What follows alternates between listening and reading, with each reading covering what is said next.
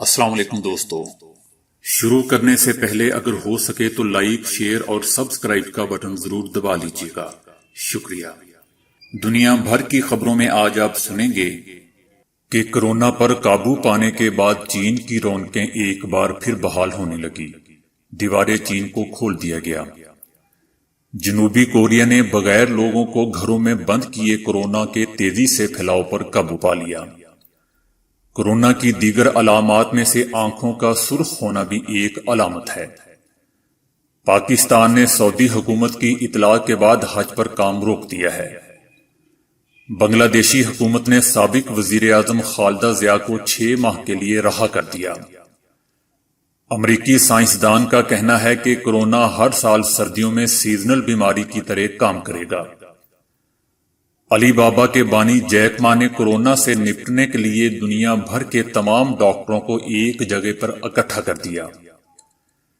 New Zealand میں مساجد پر گولی چلانے والے کے اعتراف کے بعد اب اس مقدمے کی کارروائی کی ضرورت باقی نہیں رہی۔ روس میں کورونا پھیلانے پر 7 سال کی سزا کی تجویز۔ عالمی ادارہ صحت کا کہنا ہے کہ اب امریکہ کورونا کا نیا مرکز بننے جا رہا ہے۔ کورونا کی وجہ سے دنیا پر یہ وقت بہت بھاری ہے۔ چین اور امریکہ کے تعلقات خراب ہیں۔ آگے کیا ہونے والا ہے؟ صدر ٹرمپ کا عالمی ادارہ صحت کے رویے پر غصے کا اظہار۔ ادارہ ہمیشہ چین کی طرفداری کرتا رہتا ہے۔ وہ کون سے 38 خوش قسمت ممالک ہیں جو اب تک کورونا سے محفوظ ہیں؟ تو آئیے چلتے ہیں اب خبروں کی ڈیٹیل کی طرف۔ ادھر کورونا پر قابو پانے کے بعد چین کی رونقیں ایک بار پھر بحال ہونے لگی ہیں۔ دیواریں چین کو 2 ماہ بعد سیاحوں کے لیے کھول دیا گیا ہے، جس کے بعد لوگوں کی بڑی تعداد سیر کے لیے پہنچ رہی ہے۔ لوگوں کو اسکریننگ کے بعد دیواریں چین پر جانے کی اجازت دی جا رہی ہے۔ دوستو، یاد رہے کہ اس سے 197 ممالک متاثر ہو چکے ہیں، جس میں 19,000 افراد ہلاک اور 4 لاکھ سے زائد متاثر ہو چکے ہیں، جبکہ 1 لاکھ سے زائد مریض صحت یاب بھی ہو چکے ہیں۔ اس کی مزید تازہ تفصیل جاننے کے لیے آپ اسی ویڈیو میں نیچے سکرول کرتی پٹی کو دیکھ سکتے ہیں۔ اس سکرول کرتی پٹی میں آپ یہ بھی دیکھ سکتے ہیں کہ کون سا متاثرہ ملک کس نمبر پر ہے۔ ادھر جنوبی کوریا نے کچھ ہی ہفتوں میں کورونا کے تیزی سے پھیلاؤ پر قابو پا لیا ہے۔ جنوبی کوریا میں نئے مریضوں کی رفتار کم ہو گئی ہے، جبکہ امریکہ، یورپ اور ایشیائی ممالک میں تیزی سے پھیل رہا ہے، مگر جنوبی کوریا نے بروقت اقدامات سے اس وبا کی تیزی پر قابو پا لیا ہے۔ وہاں 29 فروری کو ایک دن میں 909 کیسز رپورٹ ہوئے تھے، لیکن ایک ہفتے بعد ہی کیسز کی تعداد آدھی اور مزید 4 دن بعد اور کم ہو گئی۔ مارچ کے دوسرے ہفتے کے آغاز میں صورتحال بالکل ہی تبدیل ہوگی۔ جنوبی کوریا نے نہ تو بڑے پیمانے پر لاک ڈاؤن کیا اور نہ ہی تمام شہریوں کو گھروں میں بند کیا، لیکن کورونا کو پھر بھی ہرا دیا۔ ادھر کورونا کی دیگر علامات میں سے آنکھوں کا سرخ ہونا بھی ایک علامت ہے۔ واشنگٹن کے لائف کیئر سینٹر میں بطور نرس امور انجام دینے والی چیسلی نے دعویٰ کیا ہے کہ اگر کسی کی آنکھیں مستقل لال رہتی ہیں تو اسے بھی کورونا کی تشخیص کا ٹیسٹ کروانا چاہیے۔ ان کا کہنا تھا کہ آنکھوں کا لال ہونا اس کی اہم علامت ہے، کیونکہ جتنے بھی مریض ہاسپٹل آئے ان سب کی آنکھیں سرخ تھیں اور انہیں نزلہ بخار کے ساتھ سانس لینے میں بھی دشواری کا سامنا تھا۔ جبکہ دوستو، طبی ماہرین اس سے قبل خشک کھانسی، نزلہ بخار اور سانس لینے میں دشواری کو کورونا کی علامات بتا چکے ہیں۔ بہرحال چیسلی کا کہنا تھا کہ مریضوں کی آنکھیں ایسی سرخ ہوتی ہیں جیسے انہیں الرجی ہو گئی ہو۔ چیسلی نے دعویٰ یہ دوستو اس وقت کیا ہے جب ڈاکٹرز کی جانب سے جاری ایک بیان میں کہا گیا ہے کہ گلابی آنکھیں، سینہ جکڑنے جیسی عام بیماریوں میں مبتلا افراد ضروری نہیں کہ اس سے متاثر ہوئے ہوں۔ کچھ ڈاکٹرز بھی اس بات کو تسلیم کرتے ہیں کہ آنکھوں کی رنگت سرخ یا گلابی ہونا، سینہ جگڑنے جیسی بیماریوں میں مبتلا 3% افراد اس سے متاثر ہو سکتے ہیں۔ ادھر سعودی حکومت نے پاکستان کو حج معاہدے سے روک دیا ہے۔ پاکستان نے سعودی حکومت کی اطلاع کے بعد حج پر کام روک دیا ہے۔ سعودی حکومت کی جانب سے خط میں کہا گیا ہے کہ کورونا کی وجہ سے حج معاہدہ نہ کریں، صورتحال بہتر ہونے پر اس معاملے پر بات ہوگی۔ ادھر بنگلہ دیشی حکومت نے سابق وزیر اعظم خالدہ ضیاء کو رہا کر دیا ہے۔ خالدہ ضیاء کو مسلسل گرتی ہوئی صحت کے مد نظر رہا کیا گیا ہے۔ اور ان کا علاج کرانے کا اعلان کیا گیا ہے۔ حکومت کا کہنا ہے کہ خالدہ ضیاء کو انسانی بنیادوں پر 6 ماہ کے لیے رہا کیا گیا ہے تاکہ وہ اپنی مسلسل گرتی ہوئی صحت کا علاج کرا سکیں۔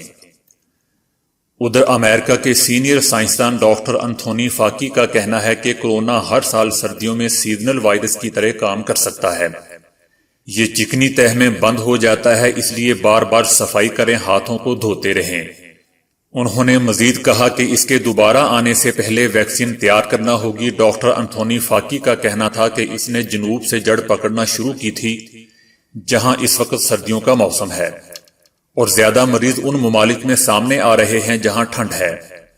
امریکی سائنسدان نے کہا کہ ہم رات دن ویکسین بنانے کے لیے کام کر رہے ہیں۔ اس وقت 2 ویکسین تیار ہیں جو ہم انسانوں پر آزما رہے ہیں۔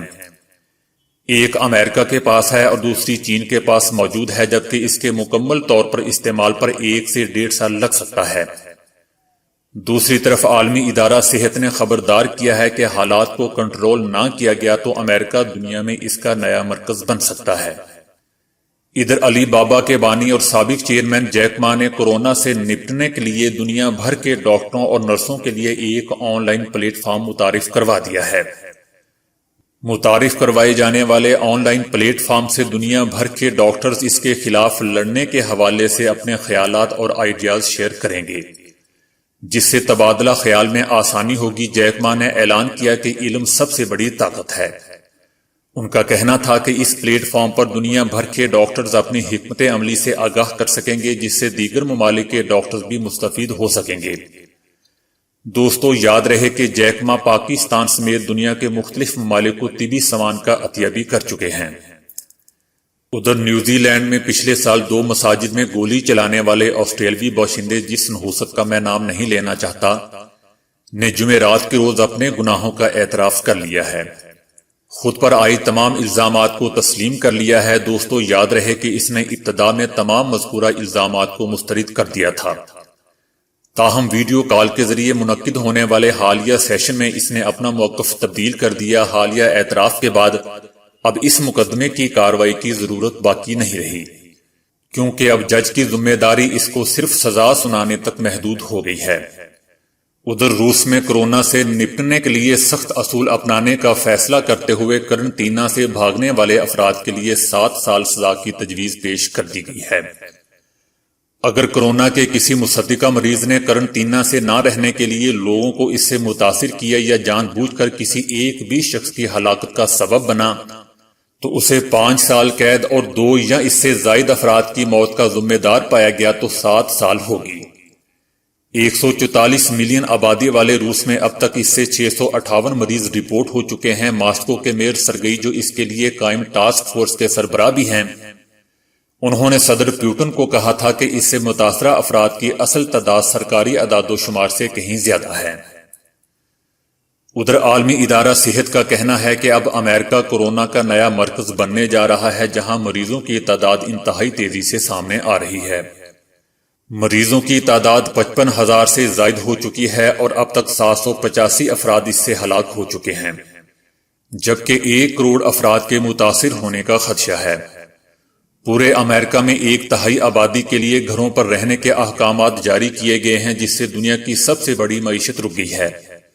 74% امریکیوں نے بڑے اجتماعات سے گریز کرنا شروع کر دیا ہے، جبکہ دیگر 48% نے سفر کے منصوبے کو ترک کر دیا ہے، جس کی وجہ سے ایئرپورٹس اب صحرا کا منظر پیش کر رہے ہیں۔ صدر ٹرمپ نے کہا ہے کہ اس کو ضرورت سے زیادہ اہمیت دی جا رہی ہے اور کہا کہ ہم اس سے زیادہ زکام یا گاڑیوں کے حادثوں میں جانیں کھو دیتے ہیں۔ اس کا مطلب یہ نہیں ہے کہ ہم آٹو موبائل کمپنیوں کو کہیں کہ آپ گاڑیاں بنانا چھوڑ دیں۔ دوستو، دنیا پر یہ وقت بہت ہی بھاری ہے۔ چین اور امریکہ کے تعلقات مشکل دور سے گزر رہے ہیں۔ امریکہ کے صدر ٹرمپ بار بار کورونا کو چائنیز وائرس قرار دے رہے ہیں، جبکہ امریکی وزیر خارجہ مائک پومپیو اسے ووہان وائرس کہہ کر پکارتے ہیں، جس پر چین میں شدید غصہ پایا جاتا ہے۔ چین میں سوشل میڈیا پر ایسی خبریں چلائی جا رہی ہیں کہ یہ عالمی وبا امریکی فوج نے ایک پروگرام کے تحت پھیلائی ہے، لیکن یہ کشمکش صرف لفظوں تک محدود نہیں ہے، بلکہ اس کے پس پردہ اور بہت کچھ چل رہا ہے۔ مثلا جب امریکہ نے اعلان کیا کہ وہ اٹلی سمیت یورپ کے بیشتر ملکوں سے آنے والوں کے لیے اپنی سرحدیں اپنے دروازے بند کر رہا ہے، تو ایسے میں چین نے آگے بڑھ کر کہا تھا کہ وہ ان ملکوں کے لیے اپنے دروازے نہیں بلکہ طبی عملہ، آلات اور امدادی سامان اٹلی روانہ کر رہا ہے۔ اس کے علاوہ چین نے ایران اور سربیا کو بھی ایسے نازک موقع پر امداد فراہم کی جب چین خود اس وبا سے نکلنے کی تکودو کر رہا تھا۔ دوستو، ان واقعات کی علامتی اہمیت بہت زیادہ ہے۔ چین چاہتا ہے کہ اس بحران سے وہ ایک عالمی طاقت کے طور پر دنیا میں ابھرے۔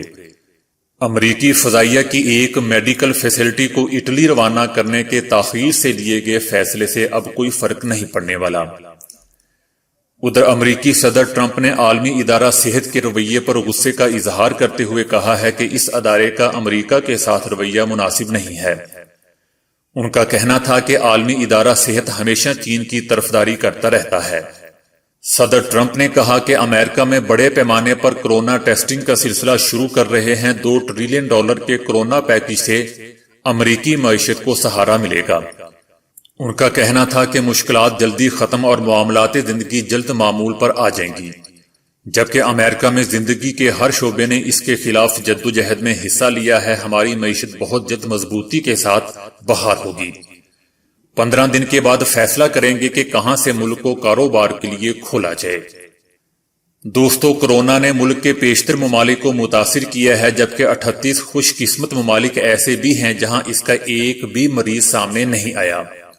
مثلاً بیلیز، بوٹسوانا، ڈومینیکا، سلواڈور، ایریٹریا۔ دوستو، ان ممالکوں کے نام اتنے خشک ہیں کہ ابھی صرف چند ہی لیے ہیں تو میری زبان خشک ہو گئی ہے۔ یہ خوش قسمت ہے یا خشک قسمت؟ مجھے تو لگتا ہے کہ دوستو ان ملکوں کو کوئی چیک ہی نہیں کرنے گیا، اسی لیے یہ بچے ہوئے ہیں۔ تو دوستو آج کے لیے اتنا ہی۔ ویڈیو کو لائک، شیئر اور فالو کرنے کا شکریہ۔